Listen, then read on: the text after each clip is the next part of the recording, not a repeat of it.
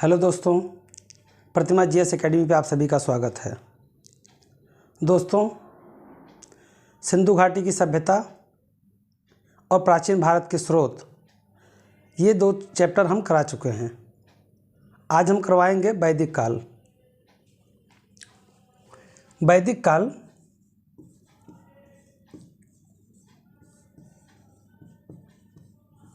ये 1500 से 600 BC तक माना जाता है। और वैदिक काल को दो भागों में विभाजित किया जाता है, एक पूर्व वैदिक और दूसरा उत्तर वैदिक। जो पूर्व वैदिक है ये ऋग्वेद पे आधारित है और ये यजुर्वेद पर, अथर्ववेद पर, सामवेद, उपनिषद, आरण्यक, पुराण, वेदांग,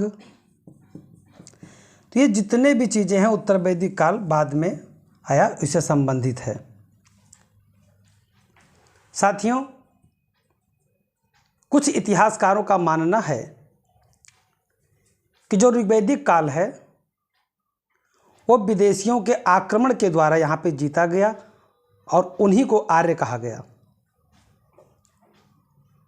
जैसे अभी हाल ही में 2 साल पहले जर्मनी में एक शोध कार्य करके आए हुए भगवान दास गिडवानी, क्या नाम है इनका साथियों? यहाँ तक आप लोग को समझ में आ गया है पूर्व वैदिक और उत्तर वैदिक। अब इसके आगे हम आप लोगों को समझाते हैं। उसके पहले मैं ये बता दूं कि वैदिक काल में आर्य कौन थे। ये आर्यों की सभ्यता है। तो ये थे कौन और कहाँ से आए थे? तो कुछ इतिहासकारों का मानना है कि ये विदेशी हैं।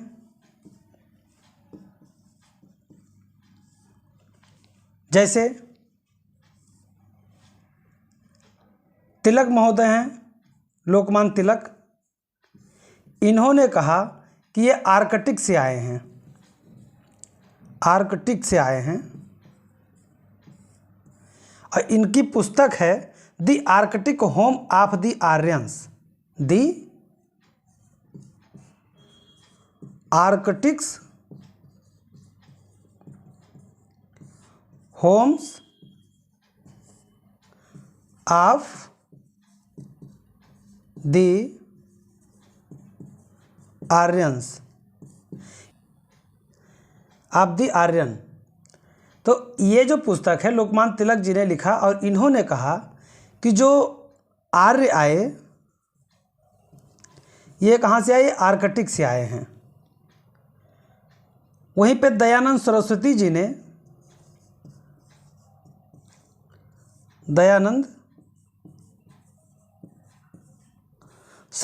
ने कहा कि ये तिब्बत से आए हैं, तिब्बत से आए हैं। इन्होंने अपनी पुस्तक सत्यार्थ प्रकाश में बताया। देखिए ये वेरी इंपॉर्टेंट, ये क्वेश्चन हर बार दूसरे तीसरे वर्ष देखने को मिल जाता है। और दयानंद सरस्वती जी ने बताया है तिब्बत से सत्यार्थ प्रकाश में। यानी ये जो पुस्तक दो है ये भी उतना ही इम्पॉर्टेंट है जितना कि ये व्यक्ति इम्पॉर्टेंट हैं। उसके बाद और कई अलग अलग बुद्धिजीवी वर्ग हैं जिन्होंने, कुछ लोगों ने बताया जर्मनी से आए हैं, कुछ लोगों ने कहा भूमध्य सागर से आए हैं, कुछ लोगों ने कहा मध्य एशिया से आए हैं। मतलब जितने भी प्रकार के राइटर हैं उन लोगों ने अपना अलग अलग व्यू दिया है। लेकिन जो भारतीय हैं और नामी हैं उन्होंने जो बातें कही हैं वो ज़्यादा महत्वपूर्ण हैं। लेकिन लोकमान्य तिलक जी और स्वामी दयानंद सरस्वती जी, इन दोनों लोगों ने जो अपना परसेप्शन बताया था उसे हाल ही में अभी साल 2 साल पहले जर्मनी में गए हमारे एक भारतीय विद्वान, उनका नाम है भगवान दास गिडवानी। दोस्तों इसे नोट कर लिए हैं। भगवान दास गिडवानी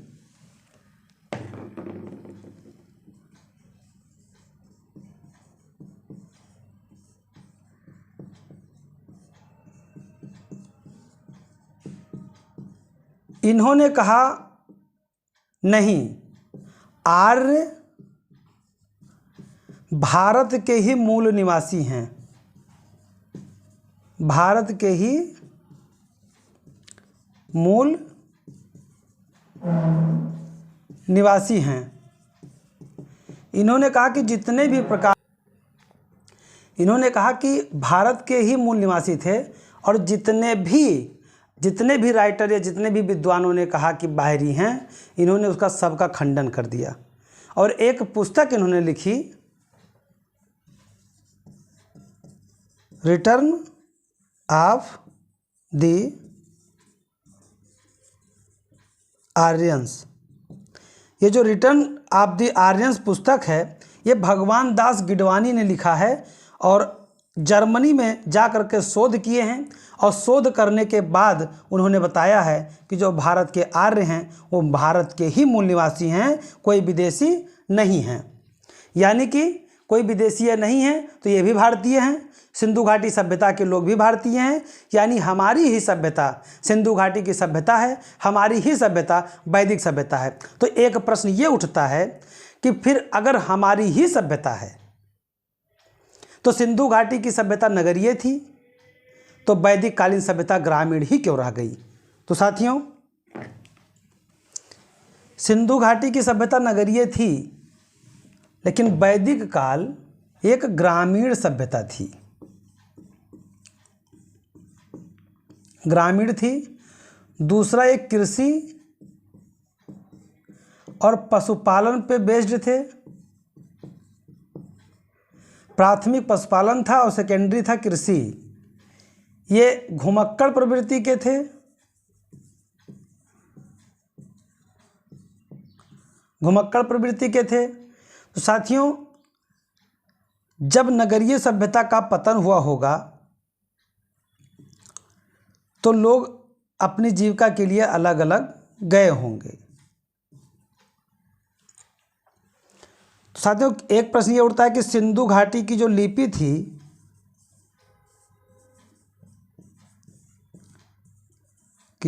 थी, वो चित्राक्षर थी।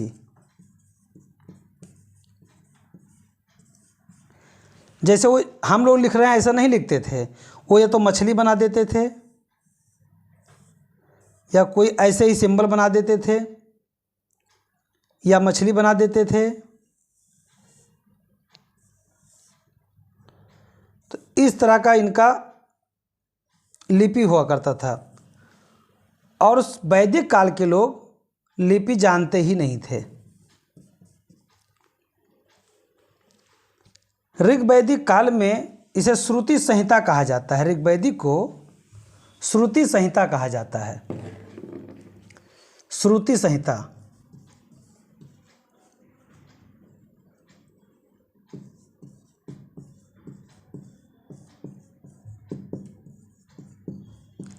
इसका मतलब ये हुआ कि पहले वैदिक काल के लोग अपनी चीज़ों को सुनते थे और आगे ऐसे ही वर्णित सुना देते थे, और यही पीढ़ी दर पीढ़ी चलता आ रहा था, एक कहानी की भांति। बहुत बाद में आधुनिक युग में जा करके उसका लिपिबद्ध किया गया, 1000 ईस्वी के आसपास में, यानी उत्तर वैदिक काल में पहुंच करके इसको लिपिबद्ध किया गया। उसके पहले लिपिबद्ध नहीं था। तो साथियों, वैदिक काल में पूर्व वैदिक काल का हम लोग वर्णन करेंगे और उसके पश्चात उत्तर वैदिक काल की बात करेंगे। तो ये जितनी विशेषताएं मैंने बताया है, ये पूर्व वैदिक काल की विशेषताएं हैं। इनकी भाषा संस्कृत थी, और कुछ लोगों का मानना था कि ये मध्य एशिया से थे। ग्रामीण सभ्यता इनकी थी, और ऋग्वेद पे आधारित इनका कार्य पद्धति था। ऋग्वेद में 1028 के आसपास मंत्र,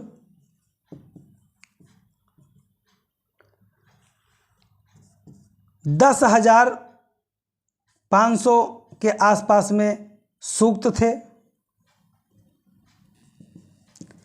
और 10 मंडल में ऋग्वेद विभाजित था और 10वां मंडल एवं पहला मंडल ये आधुनिक था।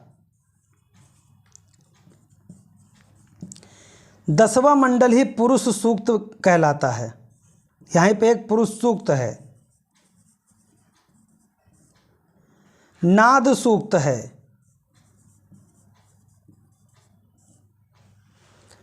वर्ण व्यवस्था का वर्णन है।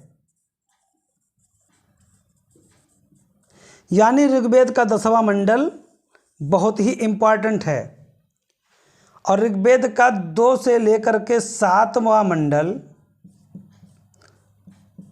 गोत्र मंडल कहा जाता है, यानी वंश मंडल कहा जाता है। एक ही परिवार के लोगों ने ये 2 से 7 मंडल को लिखा है। उसी में वशिष्ठ भी आते हैं, उसी में विश्वामित्र भी आते हैं, तो इन लोगों ने इसको लिखा है। और ऋग्वेद के 3रे मंडल में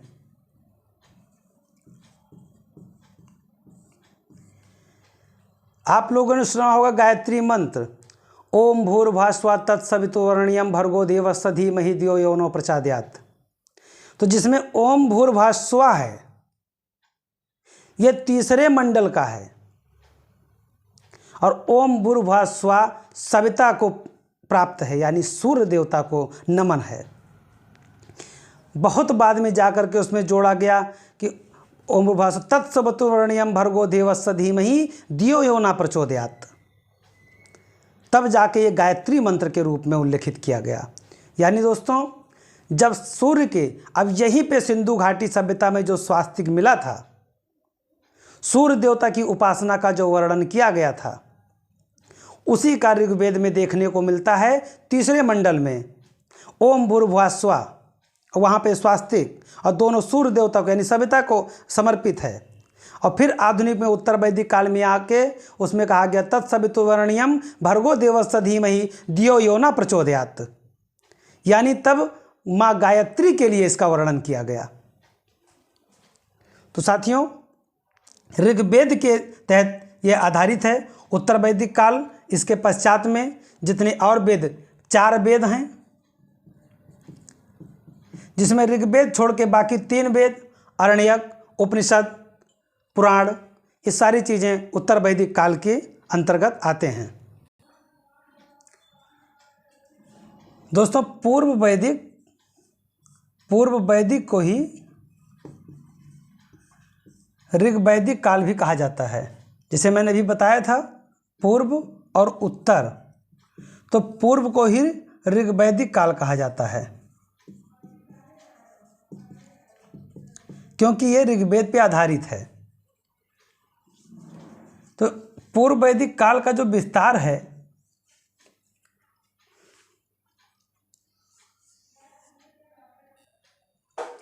जो ऋग्वैदिक काल का भौगोलिक विस्तार है साथियों, ये सिंधु नदी है और ये गंगा और ये यमुना, तो इसके 7 नदियों का ये संगम है और कुछ इधर से नदियाँ आती हैं। यानी अफ़गानिस्तान से लेकर के भारत के ये पार्ट आर्यों का था। तो यहीं पे उस समय का जो नाम नदियों का कहा जाता था। दोस्तों, जब प्रवृत्ति घुमक्कड़ हो तो व्यक्ति कहाँ रहेगा? जहाँ पानी मिले, जहाँ भोजन मिले। पानी और भोजन, जहाँ ये 2 आवश्यकताएं पूरा होगा, व्यक्ति वहीं रहेगा।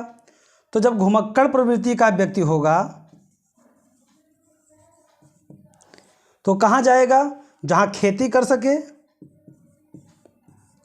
और जहाँ शिकार कर सके, और शिकार में क्या कर सके, मछली पकड़ सके अच्छे से, और खेती के लिए पानी मिल सके। तो एक ही जगह से दोनों चीज़ें पूरी हो सकें तो व्यक्ति कहाँ रहेगा, नदियों के किनारे रहेगा।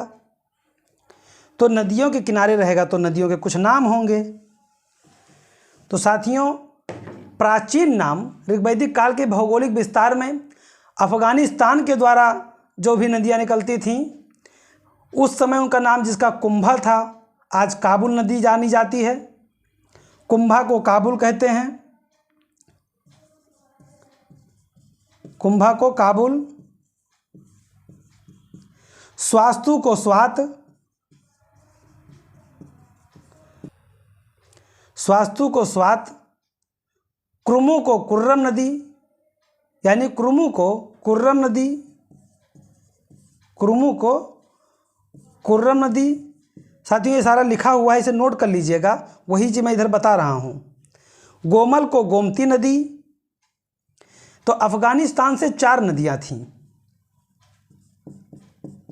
4 नदियाँ कौन कौन थी, कुंभा थी, स्वास्तु, क्रुमु और गोमल। तो यही 4 नदियाँ हैं, कुंभा, स्वास्तु, क्रुमु, गोमल। तो इसे काबुल के नाम से जानते हैं, इसे स्वात के नाम से जानते हैं, इसे कुर्रम और इसे गोमती। अब ये लखनऊ वाली गोमती मत समझिए कि एक लखनऊ में भी गोमती है, यहाँ भी एक गोमती है जो पहले गोमल के नाम से जानी जाती थी। अब सप्तसैंगो, ये जो 7 नदियाँ हैं जो सिंधु घाटी सभ्यता के मेन आधार थीं, वही अब वैदिक काल में किस नाम से जानी जाती हैं। तो वैदिक काल में सिंधु को सिंधु जाना जाता था, वर्तमान में इसे इंडस कहते हैं।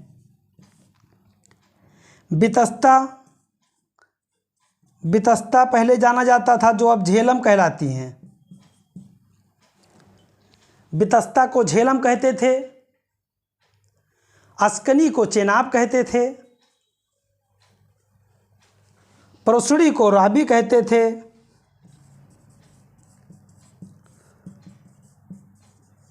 आज का जो राबी है उसका प्राचीन नाम प्रोसड़ी था। बितस्ता झेलम, सिंधु इंडस और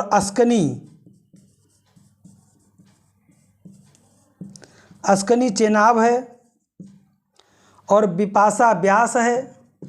बिपाशा बसु मत समझिएगा, बिपाशा नदी भी था पहले, ये संस्कृत का नाम बिपाशा था जो वर्तमान में ब्यास है, और इसी का नाम उठा करके बिपाशा ने अपने आगे लगा लिया और बसु भी कहलाई, जरा बिपाशा बसु हो गई वो। और सतुद्री, ये सतलज के लिए है। और बाकी सबसे पवित्र नदी जो थी दृशदती, ये सरस्वती जी को कहा जाता था। सरस्वती नदी थी ऋग्वेद की सबसे पवित्र नदी। अब साथियों एग्जाम में कैसे पूछा जाएगा, तो एग्जाम में अफगानिस्तान से आए हुए नदी नहीं पूछे जाएंगे, यदि पूछे भी जाएंगे तो एक सिंगल रूप में।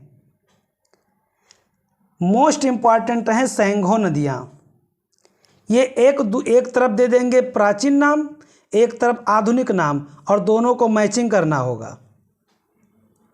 सबसे पवित्र नाम पूछ सकता है कि कौन था, तो सबसे पवित्र नाम दृशदती यानी सरस्वती है, यानी चौतांग नदी है। तो साथियों ये भौगोलिक विस्तार के नदियों के नाम हैं। दोस्तों ऋग्वैदिक काल के धार्मिक जीवन।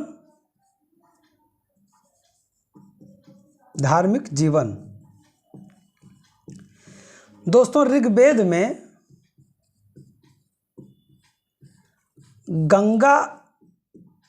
गंगा नदी का एक बार